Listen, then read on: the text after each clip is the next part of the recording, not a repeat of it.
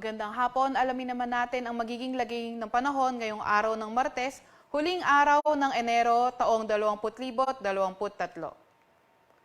Sa kasalukuyan nga, mapapansin natin dito sa may Southern Palawan, maulap dyan ang cause ng mga pag-ulan dito sa may Southern Palawan ay trough ng low pressure area na nasa labas naman ng ating area of responsibility.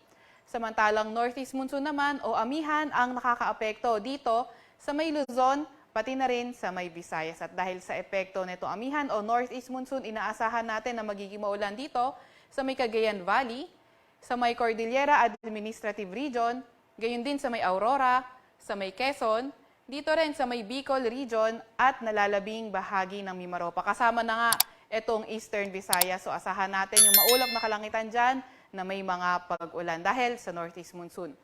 Dito naman sa Caragay, naasahan natin na magiging maulan din dyan na may mga kasamang thunderstorm dahil sa shearline. Kung mapapansin natin, kumonti na nga yung mga areas na affected ng shearline compared sa kahapon.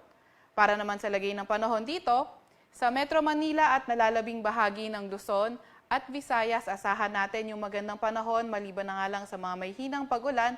At dito naman sa nalalabing bahagi ng Mindanao, magandang panahon din yung inaasahan natin maliban na nga lang sa mga tsansa ng mga thunderstorm.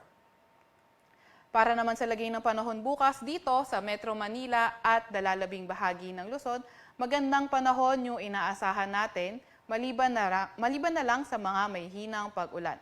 Agwat ang temperatura dito sa Metro Manila maglalaro from 23 to 32 degrees Celsius. Dito naman sa may Baguio ay 14 to 23 degrees Celsius at dito sa Tagaytay ay 21 to 29 degrees Celsius.